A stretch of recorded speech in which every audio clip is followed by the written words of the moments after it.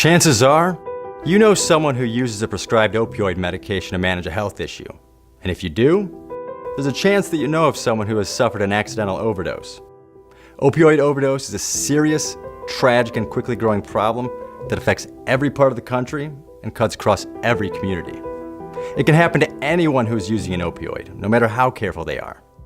The causes range from user prescription error, to mixing opioids with alcohol, to self-medication, sharing medications with others, or failing to properly and safely store them under lock and key.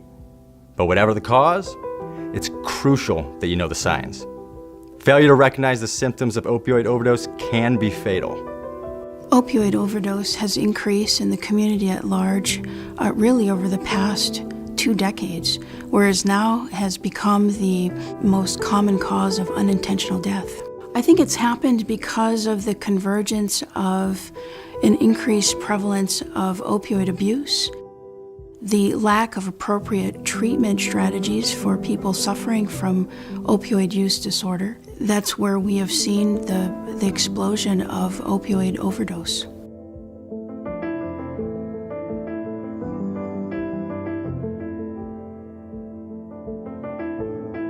So how can you tell when someone is suffering from an opioid overdose?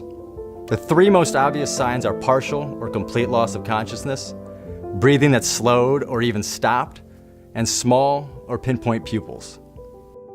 Well, it's important to recognize that this is someone that you know is on an opioid.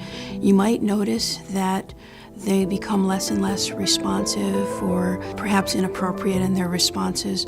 You might notice that they're stumbling or become off balance.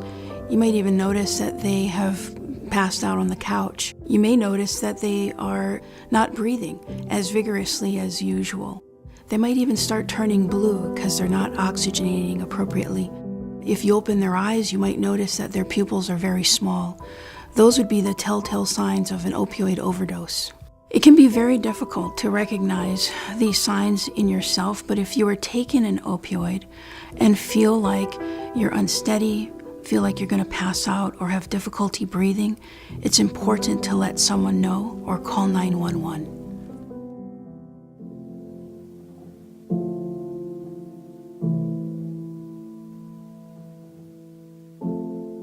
Now that you know what signs to look for so you can identify an opioid overdose, what exactly should you do?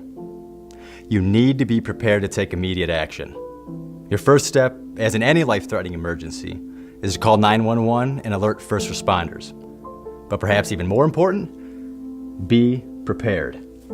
If you know anyone who is using opioid medications or may come in contact with an opioid user, you should have access to a medication called naloxone that has saved thousands of lives by rapidly helping people recover from opioid overdoses.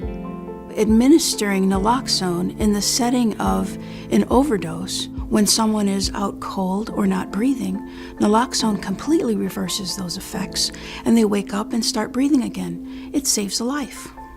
When administered properly and immediately, naloxone can quickly restore normal respiration, even in cases where a person has stopped breathing.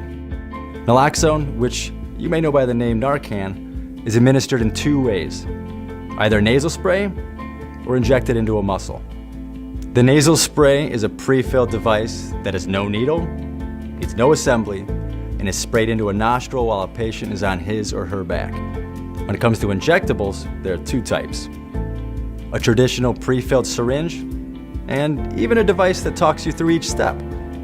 Both are designed to be injected into the patient's outer thigh. If you are ready to use, pull off red safety guard. To inject, place black end against outer thigh, then press firmly and hold in place for 5 seconds. Injection complete.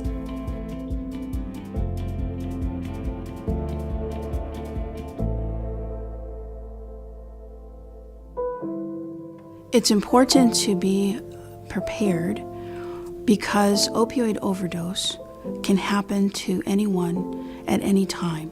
The more people we have educated about naloxone and how to act in a situation of opioid overdose can be part of the solution to this ever-growing problem. It's more important than ever that you know the causes of accidental opioid overdoses. It's critical that you understand and recognize the symptoms and that you're prepared to respond with naloxone. Being aware and being prepared can literally be the difference between life and death.